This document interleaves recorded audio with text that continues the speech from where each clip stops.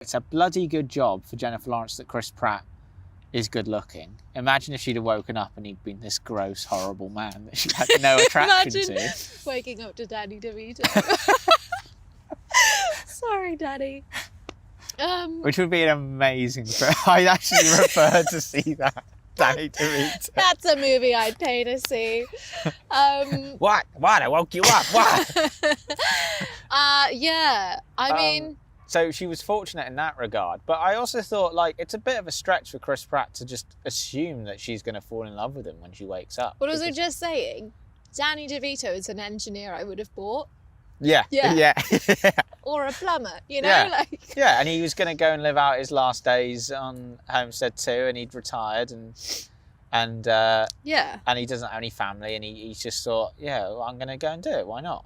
Well, he didn't, that seems like a great film. He didn't. I disagree with that. He didn't. I knew that, like, he was like, oh, I love her. But I don't think he was like, she's going to fall in love with me, because he very much did start off as, like, just being a friend. Oh, yeah, he didn't jump on her straight away. No, I reckon it like, time-wise, it seemed like 4 gestures. or 5 months before and he made, like, the New let's York, go on a date. made the Empire State Building for her out of... Do you remember that bit? Might be when I was making coffee. He, like, makes a little model of the Empire State Building because he's an engineer, and leaves it for her in the observation deck where she does her writing. Says, she goes, give me a coffee and a view of the...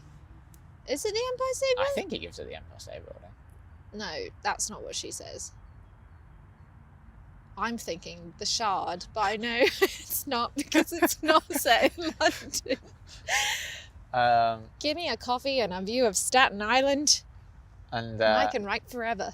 And so he's dropping romantic hints, and they do the dancing and all that kind of stuff. I suppose they do have an extended courtship. But you would ask me, would you get together with him at the end if he's literally like the last person you'll ever be around? What if it's Danny DeVito? It's like that movie with Channing Tatum and Rachel McAdams, where it's a true story. They're very much in love, a married couple, and they are in a car crash, and she goes into a coma. And when she wakes up, the last, 7 years of her life have gone. She's got a severe memory loss. And Channing Tatum is there, doting husband, when she wakes up, and he's, and she's like, who are you? And he's like, what do you mean? Like, I'm your husband.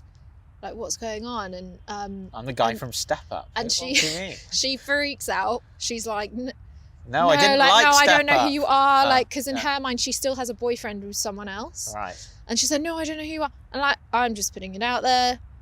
If you wake up from a coma and Channing Tatum says, I am your husband and I love you. You go, all right. You go, okay, yeah. Fine.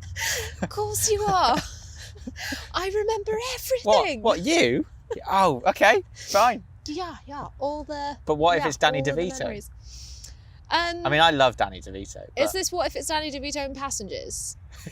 No. Yeah. Danny, put me in that booth. Yeah, I'll go back to sleep. Let me go back to sleep.